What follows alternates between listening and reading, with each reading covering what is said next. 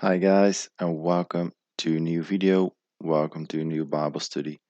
Great to see you here again. And today we continue 1 Timothy 5, verse 6, where Paul says, "But the widow who lives for pleasure is dead, even while she lives."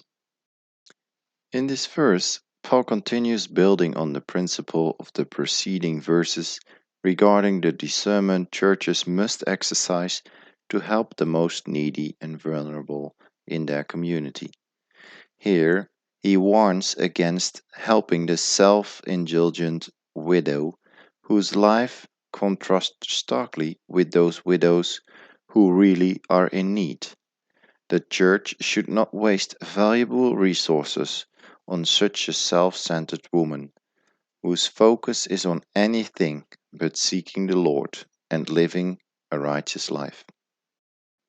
Second, it is ironic that a widow who understands so intimately how fleeting life can be with the passing of her husband choose to pursue worldly delights rather than focusing on investing what time she has left on earth preparing for the eternal one.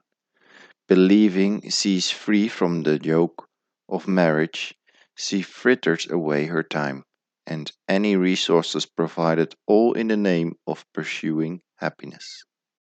And thirdly, obviously, the church would be wiser to allocate and support to someone who faithfully seeks the Lord and carefully stewards whatever support is provided.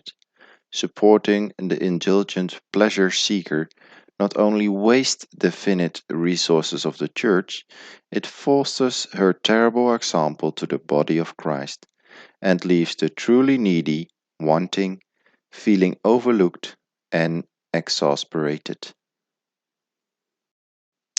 Brothers, this verse provides us a somber reminder that we must exercise discernment in the face of requests for charity. From the extravagant and hedonistic widow to the drug addict or alcoholic begging for money for their next hit or bottle, to be able-bodied men that rather take handouts than work. This world is filled with entitled and misguided people.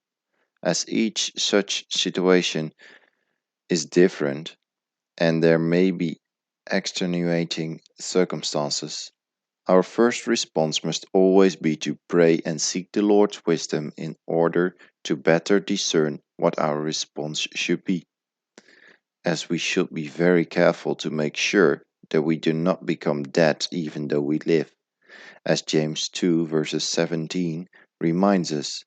Faith without works is dead. We must be very wary of becoming spiritual Peter Pans, spiritual babies that consume and consume, but never mature or bear fruit for the kingdom. Lastly, there is nothing wrong with enjoying life or even the finer things in life as long as God is both our priority and our master. The best litmus test for whether He is or not comes when we have to sacrifice or forgo the vacation, new car, or whatever that earthly delight is.